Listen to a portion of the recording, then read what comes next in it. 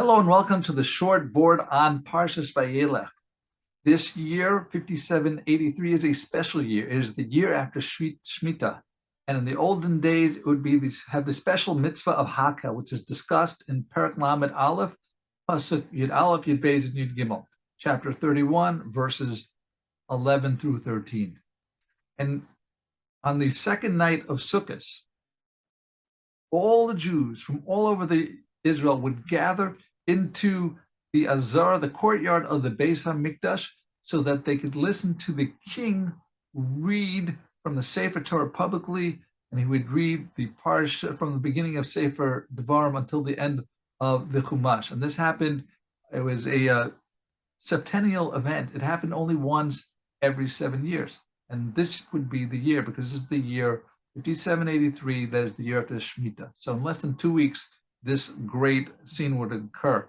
And one of the topics that come up is that even the little children are brought, because even the ones that don't understand what they're seeing, because they are meant to be there as a lesson of chinuch, as a lesson of how to teach the children what to be there. And even though they won't understand what's going on, they'll be impressed on their psyche that they'll have seen this gigantic mass of people and this tremendous experience that was very holy.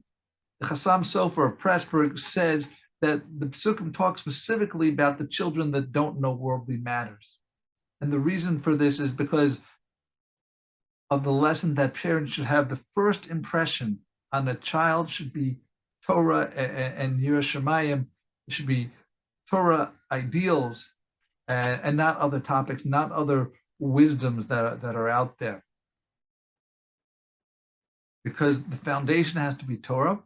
And then after the child grows up a little bit and they can understand more intellectually, then you can teach them other wisdoms, whether it's for learning a parnasa or other intellectual things, but they have to have this first, because this is Kedusha versus other things other intellectual pursuits often have tumah, or at least are distracting.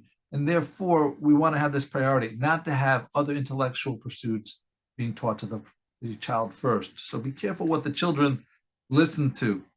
The Torah and the Chasam Sofer continues that if a person waits until he's older to learn Torah, then it's more likely that he's going to become disinterested and not want to learn Torah. He says, "Ya Torah atzma ein la koach kol kach." The Torah doesn't have such a great power by itself.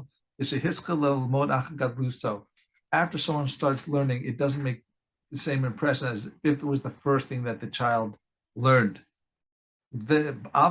But Torah bekatnusa, when a child learns Torah as in its youth, then Havel she'en chet as a Torah mechaper al hakol. Then the Torah has some additional powers because of the words, the vapor that comes out of the mouths of children that have not sinned.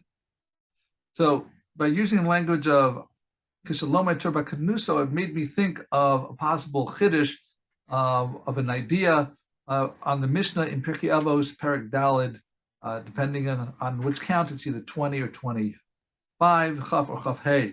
But it starts off, Elisha ben Avuya, Omer, Elisha ben Avuya used to regularly say, Halomed Yeled, Lamahu Doma, one who learns in his youth, as a child, what is he like? The Diyok Suvan Yachadash, like ink written on fresh paper. Halomed Zakain, one who learns when the older Lamahu Doma, what are they like? The Diyok Suva Niyar Machuk, that something written on parched and smudged paper. And the general consensus amongst classical commentators like Rashi, Rambam, Rabbeinu Yonah, etc., is telling us about when they're young, they have the power to remember better, more easily than when they're older, when they become more forgetful and they tend to forget what they've already learned. Often people remember something that they learned when they're 5 years old, but they don't remember what they learned when they're 55 years old. That's the power of the time of life when they have the power to remember versus less of power to remember. So I was thinking that maybe we can change this, instead of being, when it says Halomed Yeled, when one learns Yeled in their youth, when they're young, then maybe it means when they learn Torah first, as the first thing they learn, and only then do they learn these other wisdoms of the world. And then, therefore, when Halomed Zakain, so when someone learns after, not later in life, but not the first thing, after they have a foundation of other wisdom, and only then do they try to learn Torah.